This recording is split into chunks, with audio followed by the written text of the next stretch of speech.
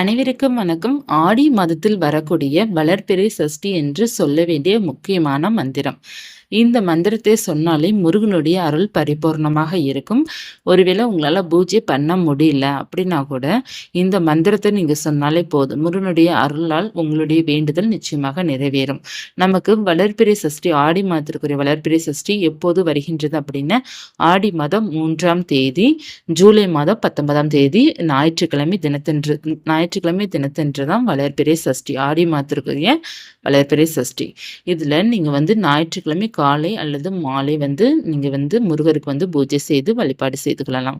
இதில் எந்த தீபம் ஏற்றணும் அப்படின்னா, நமக்கு ஞாயிற்றுக்கிழமை இருப்பதனால நீங்கள் செவ்வரளி இருக்கு இல்லையா, செவ்வரளி பூக்களால் நீங்கள் முருகனை அலங்காரம் செய்துட்டு ஒரு தாம்பலத்தட்டில் செவ்வரளி பூக்கள் பரப்பி அதற்கு மேலே ஒரு தீபமோ அல்லது 6 தீபமோ ஏற்றி வைத்து முருகனுக்கு இந்த மந்திரத்தை மட்டும் கட்டாயமாக சொல்லுங்க.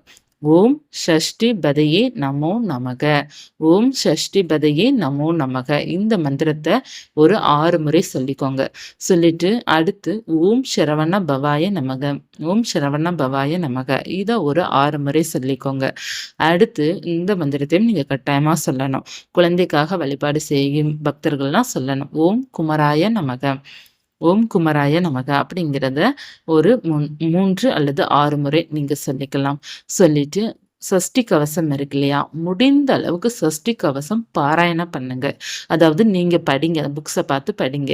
இல்லை படிக்க வரல, அந்த அளவுக்கு வரல அப்படின்னு உங்களால் டைம் இல்லை முடியல அப்படின்னா மட்டும் டிவிலேயோ அல்லது ஃபோன்லேயோ போட்டு விட்டு அதை நீங்கள் கவனமாக கேட்கணும். போட்டு விட்டு நம்ம கேட்காம இருக்கக்கூடாது. அதாவது கேட்காம மீன்ஸ் நம்ம அதை கவனிக்காமல் அந்தந்த வார்த்தைகள் வரும் பார்த்தீங்கன்னா, ஒவ்வொரு வார்த்தைகள் வரும்ல, அந்த வார்த்தைகளை அனைத்தையுமே நம்ம கவனமாக கேட்குறோம் அப்படின்னாலே நம்ம படிப்பதற்கு சமம்தான்.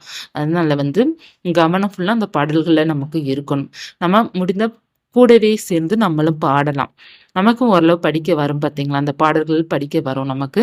ஸோ அதை நம்ம பின்னாடியே நம்ம பாடிக்கிட்டே வந்தோம், ஃபோனில் போட்டுவிட்டு பின்னாடியே பாடிட்டு வந்தால் கூட நமக்கு நல்ல பலன் கொடுக்கும். முடிந்த அளவுக்கு சஷ்டி, வளர்பிறை சஷ்டிக்கு அனைத்து பக்தர்களுமே முருகனை வழிபாடு செய்யுங்க. உங்களால் ஞாயிற்றுக்கிழமை சாயங்காலம் நேரம் வழிபாடு செய்ய முடியல அப்படின்னா கூட ஞாயிற்றுக்கிழமை காலை நேரம் வழிபாடு செய்துக்கோங்க. 2 வேளையுமே முருகனை வழிபாடு செய்வதற்கு உகந்த நேரம்தான். எப்போதுமே முருகனுக்கு நீங்கள் மனமுருகி பிரார்த்தனை பண்ணுறீங்க அப்படின்னா மனசார பிரார்த்தனை பண்ணுறதுக்கு நேரம் காலம்லாம் அவசியமே இல்லை. இந்த செகண்டில் கூட நீங்கள் முருகனை பிரார்த்தனை பண்ணிக்கலாம். முருகா அப்படின்னு கூப்பிட்டாலே நமக்கு ஓடோடி வரப்போகிறாரு, கேட்டதெல்லாம் தரப்போகிறாரு. அவருடைய சக்தியை பார்த்தீங்கன்னா அவரை நினைத்தாலே போதும், அவர் நமக்கு எல்லாமே தரக்கூடிய ஒரு அற்புதமான தெய்வம்தான். முருகரை நம்ம நம்பிட்டோம் அப்படின்னா அவர் நம்மளை கைவிட போகிறது கிடையாது. அதனால சஷ்டி பார்த்தீங்கன்னா அவருக்கு சிறப்புக்குரிய திதி. இந்த திதியை நம்ம மிஸ் பண்ணாமல் வழிபாடு செய்யணும். ஒருவேளை பீரியட்ஸ் இந்த மாதிரி இருக்குது அப்படின்னா கூட மனசுக்குள்ளே பிரார்த்தனை பண்ணிக்கோங்க. முருகனுடைய நாமங்கள் சொல்லி மனசுக்குள்ளேயே சொல்லிக்கோங்க. ஓம் சஷ்டி பதே நமக சொன்ன பார்த்தீங்களா, அதை நீங்கள் சொல்லிக்கலாம். அதை நீங்கள் சொல்லி நீங்கள் முருகனை பிரார்த்தனை பண்ணிக்கிறீங்க அப்படின்னா நிச்சயமாக அது நடக்கும். எந்த வேண்டுதலுக்காக இதுவரை நீங்கள் பூஜை பண்ணிட்டு இருக்கிறீங்களோ அந்த வேண்டுதல் நிச்சயமாக நடக்கும். கேளுங்க, முருகன்கிட்ட உங்களுக்கு என்னென்ன நடக்கணுமோ அத்தனையும் கேளுங்க. உங்களுக்கு என்னென்ன கவலை இருக்கோ அத்தனை ஷேர் பண்ணுங்க. முருகர் எல்லாமே சரி செய்து கொடுப்பார். முருகனை நம்பிட்டோம் அப்படின்னா அவர் என்றைக்குமே நம்மளை விட போகிறது கிடையாது. அதனால நம்மளே அவர் வெறுத்தா கூட அவர் நம்மளை வெறுக்க போகிறது கிடையாது. அந்த அளவுக்கு சக்தி வாய்ந்த தெய்வம் தான் முருகப்பெருமான். அவருக்கு உரிய திதி சஷ்டி திதி, கிருத்திகை நட்சத்திரம்னா நம்ம மிஸ் பண்ணாம வழிபாடு செய்யணும். நம்ம ஒரே ஒரு தீபம் தான், நம்மளால முடிஞ்சது தீபம்.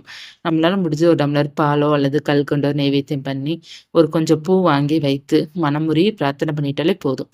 அவருடைய ஆசீர்வாதம் நமக்கு பரிபூர்ணமாக இருக்கும். உங்களுக்கு ரொம்ப கவலையாக இருக்குது அப்படின்னா அவருடைய படத்தை கவனித்து பாருங்கள். அந்த படம் உங்கள் கூட பேசும். அந்த அளவுக்கு பார்த்தீங்கன்னா முருகரோட அந்த பக்தி நமக்குள்ளே ஒரு கனெக்ட் கொடுக்கும்னு சொல்ல வரேன்.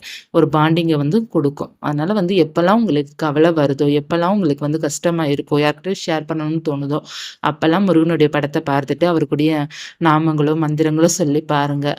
அவருடைய பார்வை உங்கள் மீது நிச்சயமாக இருக்கும். இந்த பதிவு உங்களுக்கு பயனுள்ளதாக இருக்கும்னு நினைக்கிறேன். முருகன் பற்றிய தகவல் தெரிந்து கொள்ளலாம்னு நீங்கள் நினச்சிக்காம அப்படின்னு சேனலை சப்ஸ்கிரைப் பண்ணி வச்சுக்கோங்க. ராஜேஷ் யூடியூப் சேனலை. நன்றி.